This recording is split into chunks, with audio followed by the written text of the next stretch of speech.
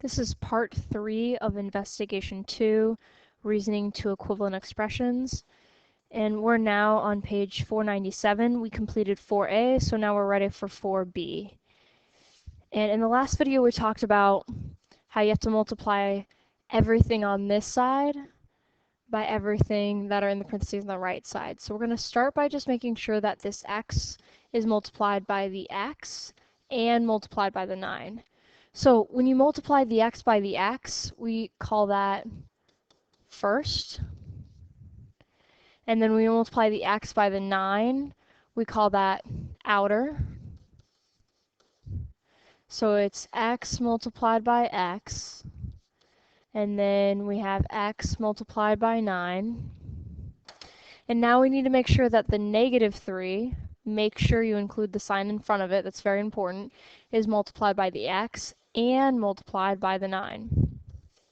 So I take negative 3 and I multiply it by the x, and we call this the inner. And then the negative 3 is also multiplied by the 9, and we call this the last. So first, outer, inner, and then last. X times x is x squared. Then we get 9x, then negative 3x, and then negative 27.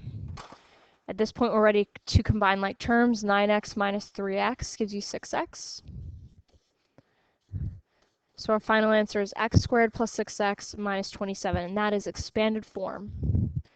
For C, first,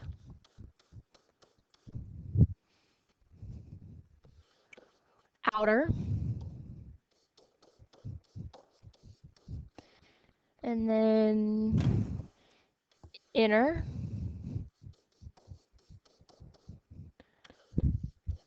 and last. X times x gives you x squared, then we get negative 10x, positive 10x, and then we get a negative 100 at the end.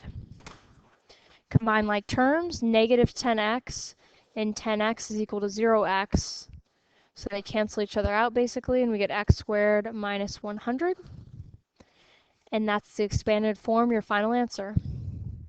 For D, first, outer,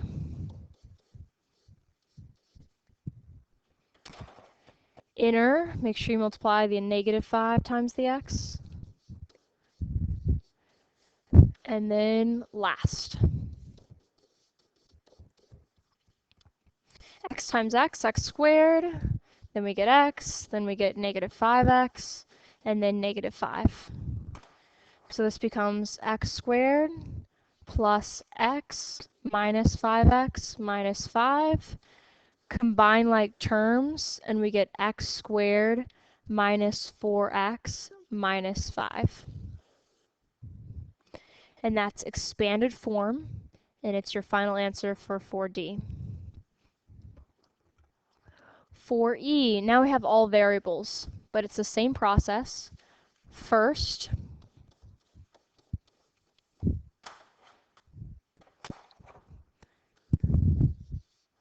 and we do outer, then inner, and then last. So then we get x squared plus, we'll call this bx plus ax plus ab.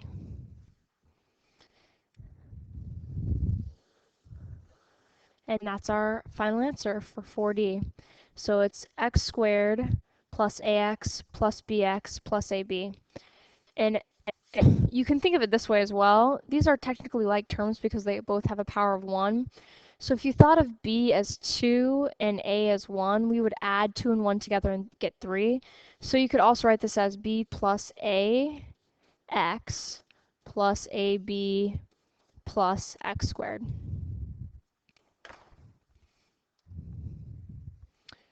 Okay, Now we're moving on to a new section, so let's read the directions for what we're supposed to do. Number 5, the next 5 expressions have a special form x plus a to the power of 2, in which both linear factors are the same. Use the distributive property to find equivalent expanded forms for each given expression and look for a consistent pattern in the calculations. Remember, x plus a squared equals the quantity x plus a multiplied by the quantity x plus a.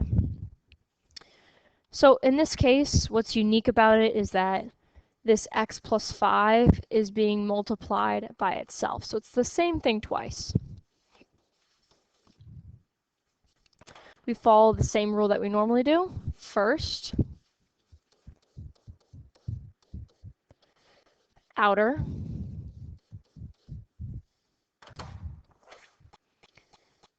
inner, and last.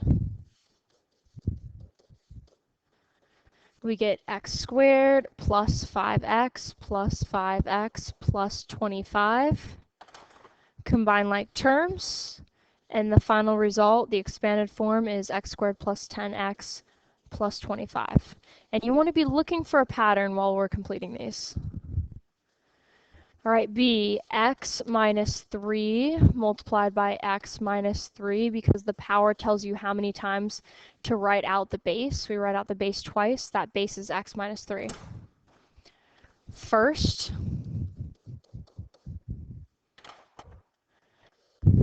outer, inner,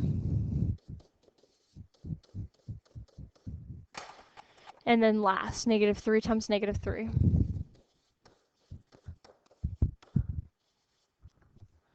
So we get x squared plus x times a negative 3 plus negative 3x plus 9. At this point, we can combine like terms. We have a negative 3x and a negative 3x, and we get negative 6x.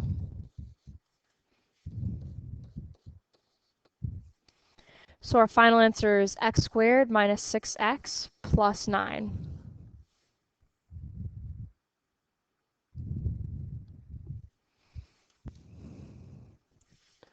All right. 5c, x plus 7 squared. So we write x plus 7 multiplied by x plus 7. First,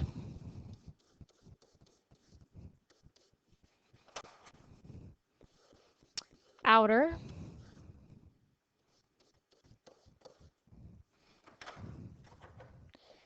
inner,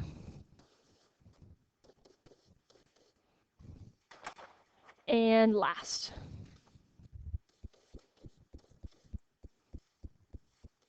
Oh, that's a positive 7. Oops. 7 times 7. So then we get x squared plus 7x plus 7x plus 49, which becomes x squared plus 14x plus 49, and again, this is expanded form. 5d, x minus 4 multiplied by the quantity x minus 4. First,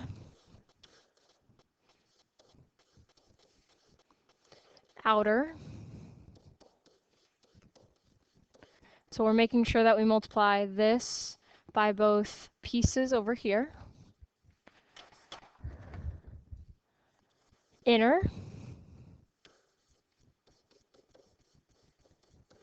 And then last, negative 4 multiplied by a negative 4.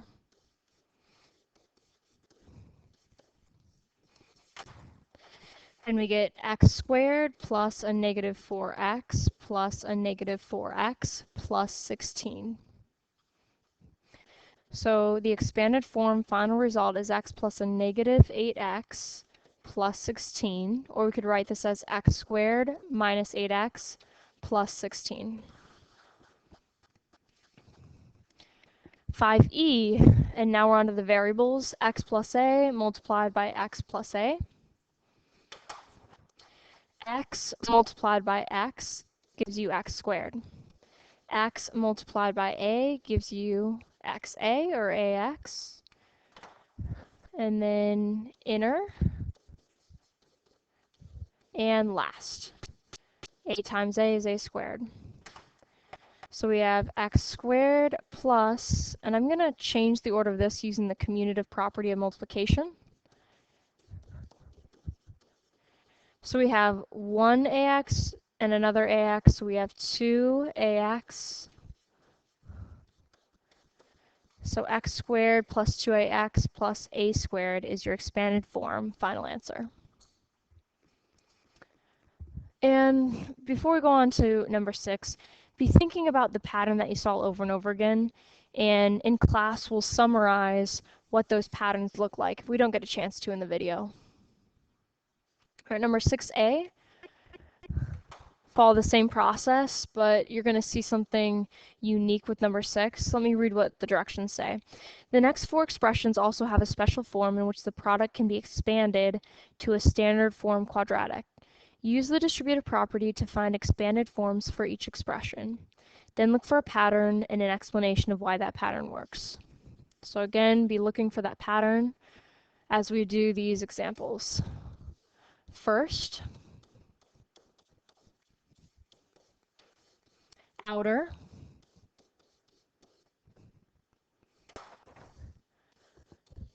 inner, and last. So we get x squared minus 4x plus 4x minus 16. Collect like terms. Negative 4 plus 4 is 0, so we get x squared minus 16, and that's our expanded form. Final answer. 6b, first, outer, inner, and last. So we get x squared minus 5x plus 5x minus 25. Collect like terms, and we're left with x squared minus 25. Hopefully you'll start seeing a pattern.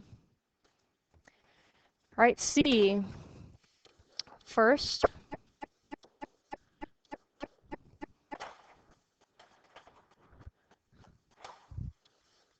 outer, inner, and last. So we get 9 plus 3x minus x squared, which ends up being 9 minus x squared, because 3x minus 3x is equal to 0. And then 6d, we're on to the variables. First, then outer,